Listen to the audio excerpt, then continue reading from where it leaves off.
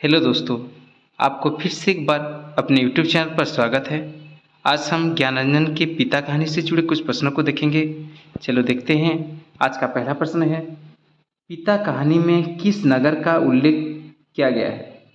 Option है घनश्याम नगर, श्याम नगर, हांसी, हिसार। इसका सही आंसर है घनश्याम नगर। अगला प्रश्न है, पिता कहानी के अनुसार पिता और पुत्र की पीढ़ी में अंतर दिखाया गया है। विचार और व्यवहार का, भावों का, सामाजिकता का, रागात्मकता का। इसका सही आंसर है विचार और व्यवहार का। पिता कहानी चित्रित करती है स्त्री पुरुषों की मानसिकता, आधुनिक और पुरानी पीढ़ी की मानसिकता, उच्च और निम्न वर्ग की मानसिकता। इनमें से कोई नहीं। पिता कहानी चित्रित करती है आधुनिक और पुरानी पीढ़ी की मानसिकता।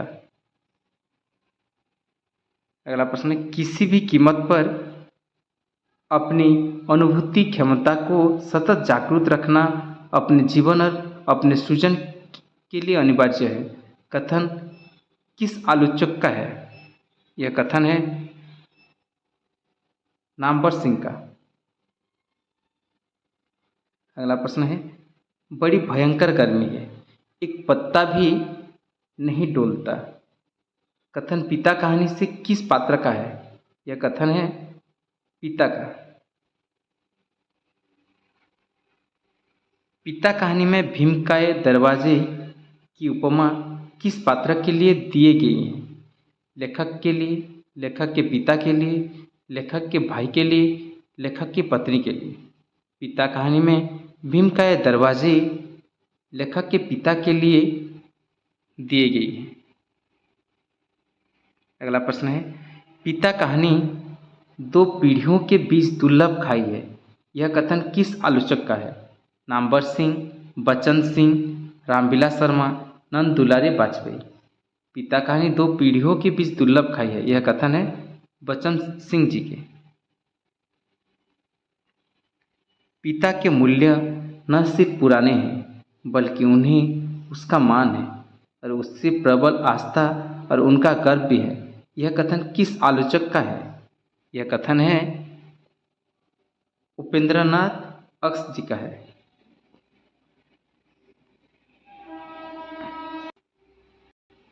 अगला प्रश्न है, पिता कौन से दो ग्रंथ लंबे समय से पढ़ते आ रहे थे? पिता रामायण और गीता लंबे समय से पढ़ते आ रहे थे। रामायण और गीता ग्रंथ कितने वर्षों से पिताजी अखंड पढ़ते आ रहे थे? रामायण और गीता ग्रंथ 35 वर्ष से पिता पढ़ते आ रहे थे। प्रश्न नंबर 11, कौन सा कथन सही नहीं है? इस साल जो नया पेस्टल खरीदा गया है वो आंगन में पिता के लिए लगता है। यह कथन गलत है। पिता एक या दो बार घर का चक्कर चौकीदार की तरह हो वो करते हुए लगाते हैं। ये सही है।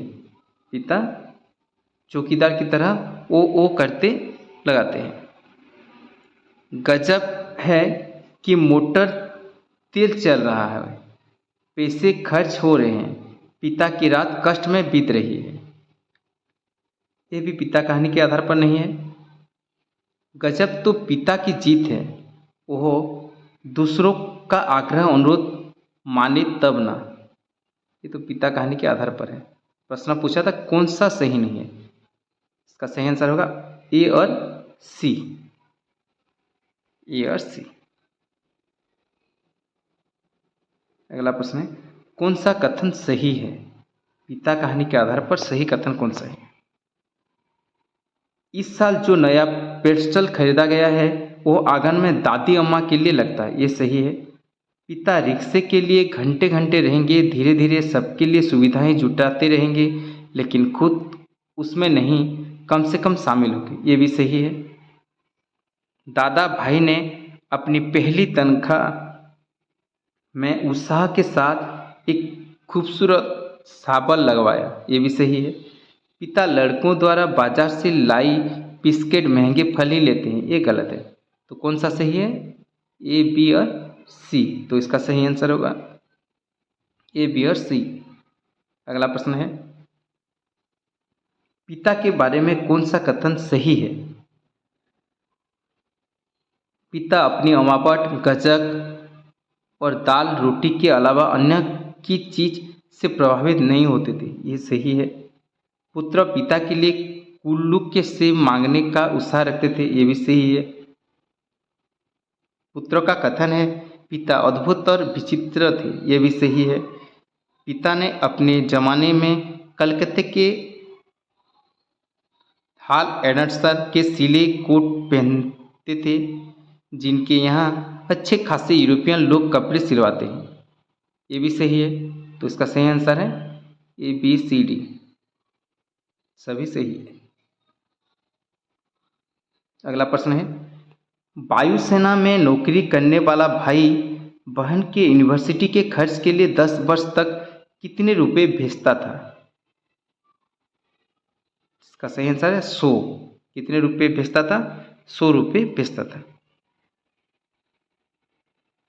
पिता ने कप्तान भाई के हाथ में कितने रुपए की पासबुक हाथ में थमा दी? 500, 600, 800, 1200। तो इसका सही आंसर है 1200। पिता ने कप्तान भाई के हाथ में 1200 रुपये की पासबुक थमा दी। अगला प्रश्न है प्रश्न नंबर 16। स्थापना है, ज्ञानरंजन ने अपनी कहानियों की पृष्ठभूमि पारिवारिक संबंध की वर्तमान स्थिति तथा इस दौर की विडंबना को बनाया है, ये सही है। पिता कहानी में भी पारिवारिक संबंधों के बदलते स्वरूप को दर्शाती है, ये भी सही है। तो ए और आर दोनों सही, ए और आर दोनों सही।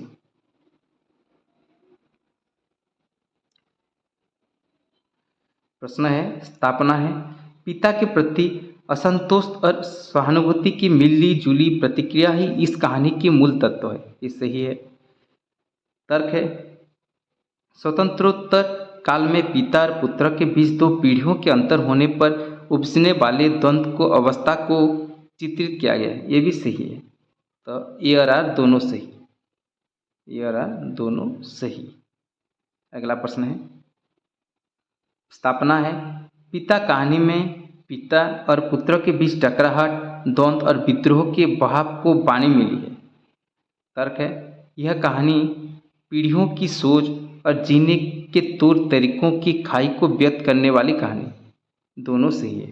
तो इसका सही आंसर होगा यह भी, ए और आर दोनों सही।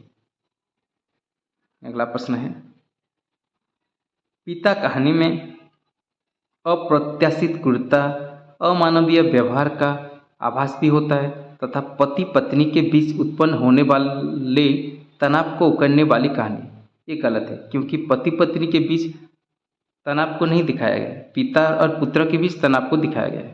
तर्क है, इसमें पिता और पुत्र दोनों पीढ़ियों के मध्य भावनात्मक लगाव को किसी भी रूप में कम नहीं होने दिया है, तो ये सही है। तो इसका सही आंसर होगा ये गलत, आर सही, ये गलत, आर सही।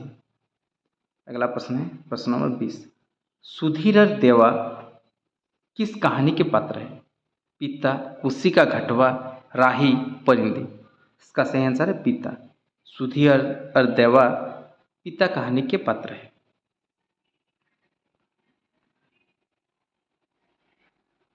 इक्कीस, बस कहीं उल्लू एक गति, एक वयन और विभत्सता में बोल रहा है।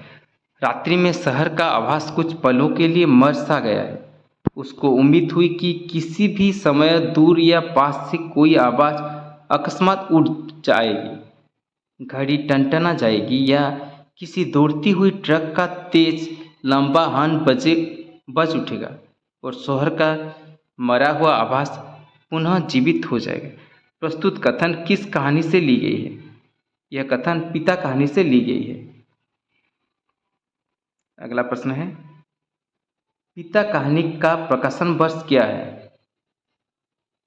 पिता कहानी का प्रकाशन वर्ष है 1965। मोहल्ले में हम लोगों का सम्मान है, चार भले लोग आया जाया करते हैं। आपको अंदर सोना चाहिए, ढंग के कपड़े पहनने चाहिए और चौकीदारों की तरह रात को पहरा देना बहुत ही भद्दा लगता है। यह कथन किस पात्र का है? पिता का, पुत्र का, माता का, पुत्री का? यह कथन है पुत्र का।